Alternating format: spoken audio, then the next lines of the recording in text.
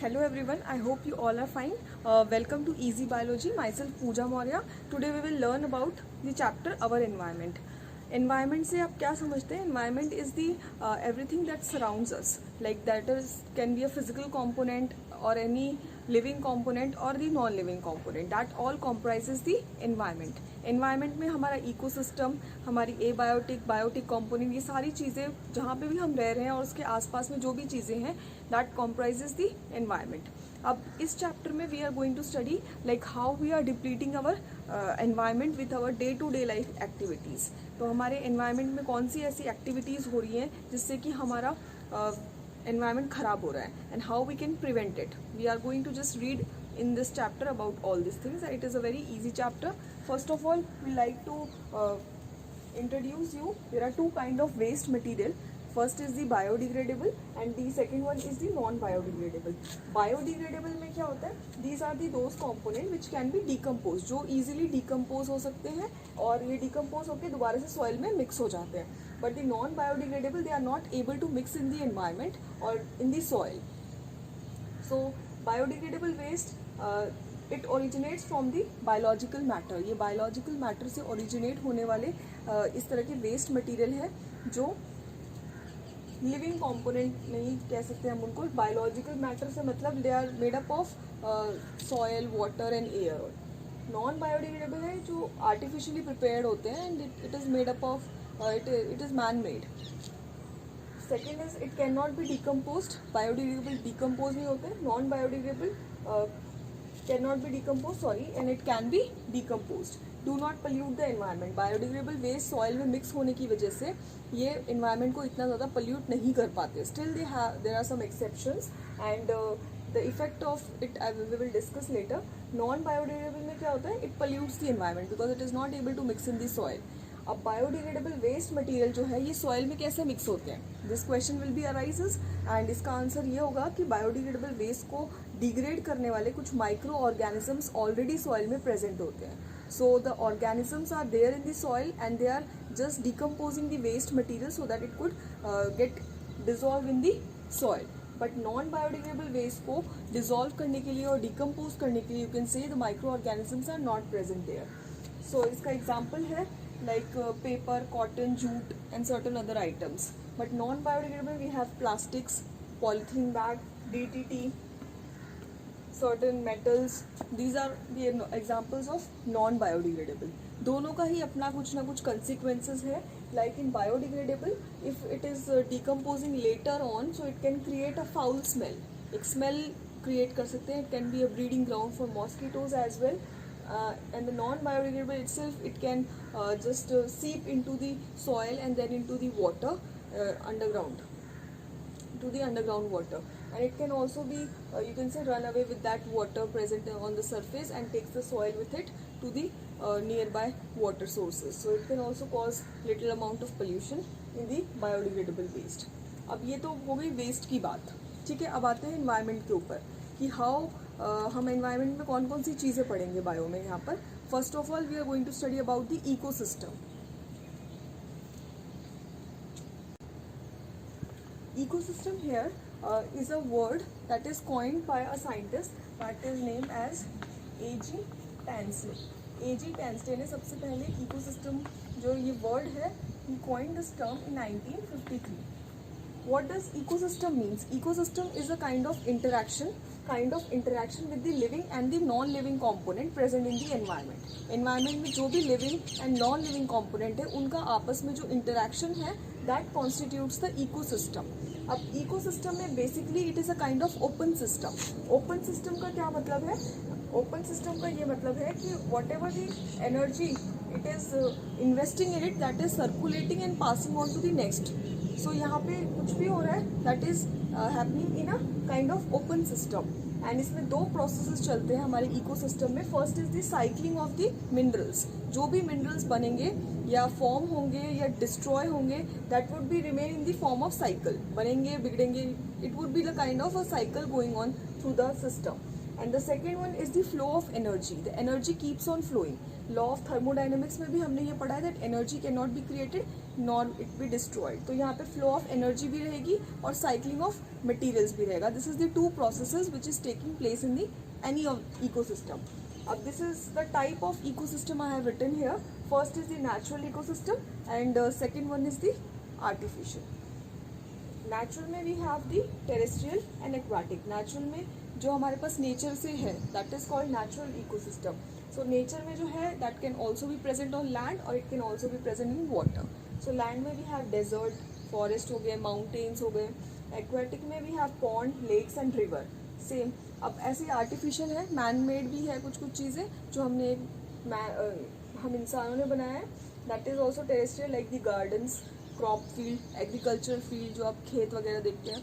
This is a man made ecosystem. वहाँ पे भी living and non living component का इंटरेक्शन होता है. एक्वाटिक में we have aquarium and man made ponds. This is a flow chart. या आपको इसमें 1 मार्क में क्वेश्चन आ सकता है like you give example of any terrestrial aquatic ecosystem. So you have to remember this. अब इसके बाद हम पढ़ेंगे what are the components present in the ecosystem. Ecosystem के there are two components. First is the abiotic and biotic. Biotic means the living component, means abiotic किसी भी word के आगे अगर a लगता है that means it is a non living or that thing is absent in that. Okay, so यहाँ पे life absent होगी. abiotic component में हमारे पास है climatic factors. climatic factors का मतलब क्या है, जैसे sunlight हो गया, water, air, these are all abiotic components. Organic compound में you can say like when an organism dies, जब कोई भी ऑर्गेनिज्म की डेथ होती है so it just decompose in the soil. Soil में आने के बाद फिर से वो जो मिनरल्स उस ऑर्गेनिज्म के अंदर प्रेजेंट है सॉइल में आ जाएंगे एंड सॉइल में आने के बाद प्लांट्स उसको फिर से यूज करेगा for the purpose of photosynthesis. So this is the organic compound is getting decompose in the soil, that is whatever the thing is present in that living component and again that component is used as an inorganic component for the purpose of synthesis of food by the plants. Third one is the inorganic substances. Inorganic substances में we have carbon, nitrogen, sodium, potassium. These are all certain inorganic substances. और it can be form free state में भी हो सकते हैं, combined state में भी हो सकते हैं. Like combined state में carbon dioxide हो गया, water हो गया. It can be in free state also. It can be in combined state also. So this is the abiotic factors. Now coming to the biotic factors. Biotic factors में हमारे पास 3 factor है. First is the producer, second is the consumer and the third is the decomposers. अब producers में कौन आते हैं, जो किसी चीज़ को प्रोड्यूस करें. अब प्रोड्यूसर्स कौन हो सकते हैं, प्लांट्स. सो यहाँ पे प्लांट्स किसकी हेल्प से खाना बनाते हैं, with the help of photosynthesis and with the help of CO2 water. It makes glucose in the presence of sunlight and chlorophyll and it forms glucose and gives us oxygen. तो plants, जितने भी plants हैं, those are all producers. Now coming to the consumers. Consumers कौन होते हैं, जो consumer वो होते हैं जो किसी चीज़ को कंज्यूम करें. कंज्यूम करने का मतलब है यूज़ करें. ओके, यूज़ करें. अब यूज़ किसको करेंगे, या तो प्रोड्यूसर्स को यूज़ करेंगे या there can be any other category. तो इसमें जो कैटेगरीज है, first is the herbivores. Herbivores कौन होते हैं, जो सिर्फ प्लांट खाते हैं. So they are also called primary consumers. Okay, primary consumers. Carnivores को, carnivores are those who eat flesh or those who dependent on herbivores. So these are secondary consumers. Omnivores होते हैं जो दोनों खाते हैं, ठीक है. So they are tertiary consumers. And third one is the parasite. Parasite are those organisms those who live on the host body and derive their nutrition from the host. ठीक है, ये होस्ट की बॉडी में रहते हैं and ये अपना nutrition अपनी होस्ट की बॉडी से ही डिराइव करते हैं. लाइक पैरासाइट में there can be a mosquito, it can be a leech. ठीक है, तो that is the parasite. Parasite भी 2 तरह के हैं, ecto parasite and endo parasite. Ecto means जो बॉडी के आउटसाइड रहते हैं एंड एंडो मीन्स जो बॉडी के इनसाइड रहते हैं. ठीक है, तो इनसाइड में वी हैव सर्टन वर्म्स जो डिजीज कॉजिंग वर्म्स हैं, एंड आउटसाइड में वी कैन से मॉस्किटो और lice. That is a ectoparasite. Now the next is the decomposers. Decomposers are those organisms those who decompose the organic matter present in an organism and just after decomposing it mix it in the soil. So decomposers जो है हमारे eco environment में बहुत ज़्यादा important role play करते हैं. Role तो सारे ही अपना प्ले करते हैं, लाइक प्रोड्यूसर्स भी, कंज्यूमर्स भी, बट डिकम्पोजर्स को हम स्पेशली पढ़ते हैं for the purpose of having their important role in the ecosystem. सबसे पहला काम है डिकम्पोजर्स का, ये रिसाइकलिंग करने में बहुत हेल्प करते हैं. It recycles the nutrients present in the organism. जो हमने यहाँ पे बताया था, that was the first process, cycling of materials. Cycling of materials में डिकम्पोजर्स बहुत इंपॉर्टेंट रोल प्ले करते हैं. And they are eco friendly, they are environment friendly, and ये लिटर क्रिएट होने से बचाते हैं अर्थ के ऊपर, कि ज़्यादा मतलब बहुत ज़्यादा अगर कूड़ा इकट्ठा होने लग गया तो it will cause harm to the environment. तो इसको डिकम्पोज कर करके ये सॉइल बनाने में हेल्प करते हैं. So this is the important role which I have discussed with you. इसमें क्वेश्चन आ सकता है like what is the role of decomposers. अब इसके बाद हम पढ़ेंगे about certain. One thing I have forget to mention that decomposers are the cleansing agents of the environment. ये environment में cleansing agent के नाम से भी जाने जाते हैं. Why? Because the decomposers जो भी चीज़ें decompose करते हैं, they decompose with the help of bacteria, and those bacteria are called putrefying bacteria. So ये putrefying bacteria क्या करते हैं, उस organism के अंदर जो अमोनिया present है, उस अमोनिया को it converts into nitrate. Nitrate में कन्वर्ट होने के बाद इसको ये नाइट्राइट में कन्वर्ट करते हैं, and then it is utilized, it undergoes the nitrogen cycle, and then plants utilize this nitrate and take the nutrients from the soil and perform the photosynthesis. So इस तरह से ये क्या करते हैं, रिसाइकल करते रहते हैं मटीरियल्स को. So that is why they are also known as cleansing agent, and the bacteria which acts on the decomposers are known as putrefying bacteria. So after this we will discuss about the functioning of ecosystem. किस तरह से ecosystem हमारा function करता है. So here is a flow chart like how the function ecosystem हमारा काम किस तरीके से करता है. Sun is the solar energy. Solar energy किसको मिलेगी, प्रोड्यूसर्स को मिलेगी, यानी लीफ को मिलेगी, प्लांट को मिलेगी. प्लांट सन की एनर्जी को यूज़ करेगा, CO2 एनवायरनमेंट से आएगा और वाटर सॉइल से आएगा. ओके, ये सारी चीज़ें प्रोड्यूसर्स को मिलेगी, and then the producers will make food in the form of glucose, जो हमने फोटोसिंथेसिस के पार्ट में पढ़ा है. फोटोसिंथेसिस करा प्लांट ने, खाना बनाया, and that plant will be eaten by the herbivore. यहाँ पे कुछ भी हो सकता है, काऊ हो सकता है, गोट हो सकता है, that is the primary consumer. इसको किसने कंज्यूम किया, कार्निवोर ने. Then the carnivore will be consume by the omnivores. और ऐसा भी हो सकता है like that herbivore directly omnivores के मतलब omnivores will directly come to the herbivores, or producers can also be go to the herbivore, and at the last whenever all the or consumers or herbivores will die, it come to the decomposers. ये decomposers के पास ही आएंगे, and the decomposers will mix that component into the soil, and after mixing it will go back to the producers. दोबारा से ये producers के पास ही जाएंगे. So this is all the functioning of ecosystem. ये सारा सिस्टम आप देख रहे हैं, it is interconnected with each other. So ecosystem की definition में हमने यही पढ़ा था that there is a interaction between the living component and non-living component. So ये सारा interaction है एक तरीके से, और इसको हम constitute करते हैं food chain. इसी को हम food chain भी बोलते हैं.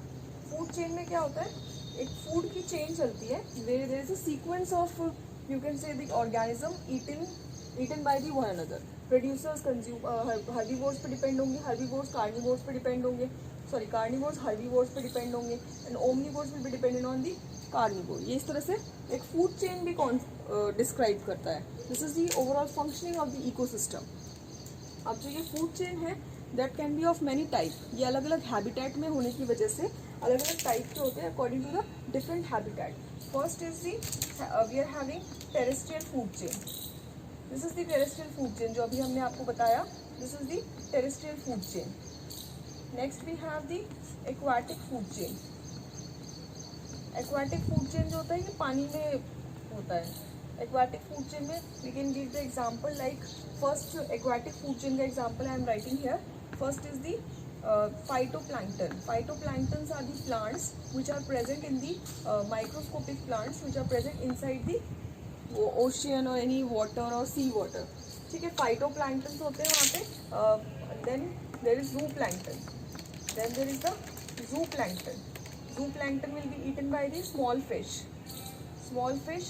and then it will be eaten by the big fish. So So we have talked about the food chain and its habitat. तो टेरेस्ट्रियल फूड चेन और दी ग्रासलैंड फूड चेन, एक grassland food chain भी होता है. Then we have talked about the aquatic food chain जो पानी में होता है. And then there is a desert food chain. Desert food chain भी होता है. डेजर्ट में जो फूड चेन होगा that is called desert food chain. तो this is the examples we have discuss. हर प्रोड्यूसर्स हमेशा प्लांट्स होंगे. It can B, if aquatic की बात करें तो एल्गी भी हो सकते हैं प्रोड्यूसर्स. हर्बीवोर्स में हियर कैन बी, यहाँ पे काऊ हो सकता है, गोट हो सकते हैं. कार्निवोर्स में you can take example of a lion and the omnivores are there like hawk, jackal और eagle. Okay, so this is the basic grassland food chain. Now we will see the significance of food chain. अब significance क्या है food chain का? Food chain जो है एक interdependency भी बता रहा है कि कौन सा ऑर्गेनिज्म का फूड चेन का हैबिट क्या है उसका, एंड उसका क्या इंटरडिपेंडेंसी है दूसरे ऑर्गेनिज्म के ऊपर. सो फर्स्ट ऑफ ऑल ये इंटरडिपेंडेंसी शो करते हैं कौन सा ऑर्गेनिज्म किसके ऊपर डिपेंड करता है. It is also showing the transfer of energy. ये एनर्जी का ट्रांसफर भी शो करते हैं, like how the transfer of energy takes place from one trophic level to another. अब ट्रॉफिक लेवल क्या होता है? Trophic level you can define as the feeding level of an organism. It is defined as the feeding level of an organism. ये किसी भी organism का feeding level बताता है. Like producers are there, so this is at the first trophic level. Then herbivores are the second trophic level, and the carnivores are the third trophic level, and the omnivores are at the fourth trophic level. So this is showing the level of trophic, or you can see the transfer of energy. तो food chain जो है एक interdependency भी show कर रहा है. It is showing the living component of an ecosystem, and it is also showing the transfer of energy. और ये बायोलॉजिकल मैग्निफिकेशन भी बताता है हमें. लाइक कि अभी हम पढ़ेंगे जैसे बायोलॉजिकल मैग्निफिकेशन क्या होता है. When there is a you can say producers, if there producers are present in water. और वाटर में अगर कहीं किसी तरीके से इंडस्ट्रियल वेस्ट और any sewage waste is present in water, so that sewage waste will enter into the producer level, and धीरे धीरे प्रोड्यूसर्स को कोई दूसरा ऑर्गेनिज्म खाएंगे, फिर दूसरा ऑर्गेनिज्म खाएंगे. So the level of that pesticide और any chemical which is present at the lower level will accumulate into the higher level, and it can cause diseases at the highest level of the trophic level. This is called biological magnification. So इसके बारे में भी हम पढ़ेंगे. अब next हम पढ़ते हैं फूड वेब क्या होता है. Food chain is the simple chain. Chain की बात हो गई. अब वेब के बारे में बात करेंगे. Web is actually a network. जो हम पढ़ने जा रहे हैं फूड वेब क्या होता है. This I have drawn a food web. Food web का मतलब क्या होता है? वेब होता है जैसे like you right, this is what is world wide web. Web मतलब होता है एक जाल, एक नेटवर्क. तो फूड चेन में क्या पढ़े थे? There is a simple chain. Web में क्या होता है? There are interrelated food chain. यहाँ पे बहुत सारे फूड चेन होंगे जो आपस में इंटर रिलेट कर रहे होंगे, इंटर कनेक्टेड होंगे. So food web can be a simple web और it can be a complex web. ठीक है. Simple web I have drawn here for you. Like there is a grass. Grass को deer भी खा सकता है, grass को रैबिट भी खा सकता है, and that rabbit can be eaten by an eagle, and the grass can also be eaten by a grasshopper, and this grasshopper frog will eat this grasshopper, and frog can also be eaten by a snake. This is a little bit simple food web I have drawn for you. And the food web भी basically हमें एक interdependency बताती है दूसरे food chain के साथ, and it shows that there is all the living organism are interconnected with each other. हर एक organism अपनी नीड पूरी करने के लिए दूसरे ऑर्गेनिज्म के ऊपर डिपेंड होता है. And this is called flow of energy. इसको हम फ्लो ऑफ एनर्जी भी बोलते हैं. एंड यू कैन से ये जो फ्लो ऑफ एनर्जी है, this flow of energy is unidirectional. ये हमेशा स्ट्रेट डायरेक्शन में जाएगी. Like the grass is occupying the energy from the sun. Sun से ग्रास एनर्जी ले रहा है. तो ये एनर्जी सन के पास suppose there is 100% energy.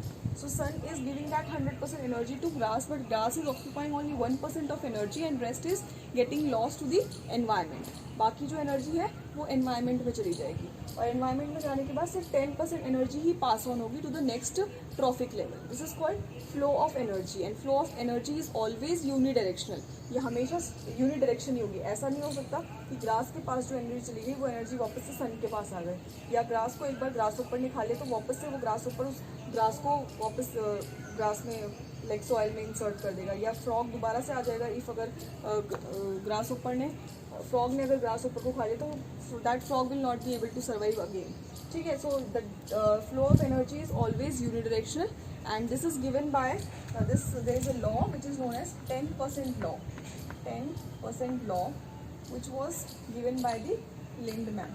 This was the scientist who has given this law, and इस law में it was given in 1942, and this law says that whatever the energy is present at the first trophic level, okay, that energy will only transferred up to 10% to the next trophic level, and rest of the 90% energy will be remain in the environment. बाकी जो 90% energy होगी वो environment में रहेगी, 10% energy grass के पास जाएगी, उसका 10% grass ऊपर के पास, उसका 10% फ्रॉग के पास.